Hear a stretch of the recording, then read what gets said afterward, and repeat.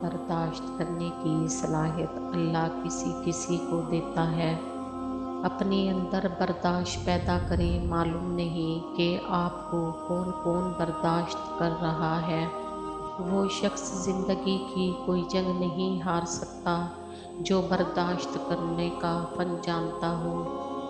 गुस्से के वक़्त बर्दाश्त का एक लम्हा तुम्हें हज़ार बार शर्मिंदा होने से बचा सकता है। सबसे बड़ी क़ुव्वत क़ुव्वत बर्दाश्त है।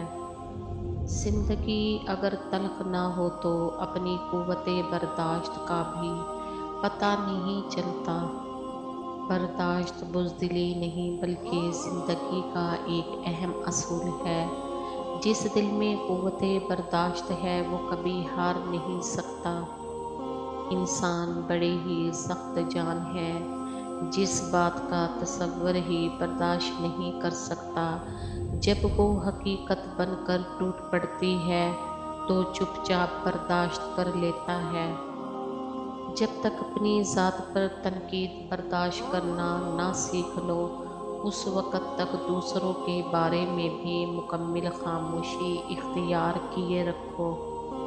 हमारे लहजे की करवाहट हमेशा हमारी अकड़ नहीं होती, बल्कि हमारी ज़िंदगी में बर्दाश्त की हुई तलख़ियों का नतीजा होती है।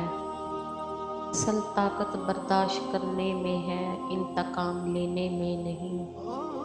उम्र में बड़ा होने से कुछ नहीं होता। बड़े आप तब होते हैं जब आप दूसरों को बर्दाश्त करना और सहना सीख जाते हैं। मुसीबत की बर्दाश्त के लिए सब्र और नमाज का सहारा पकड़ो।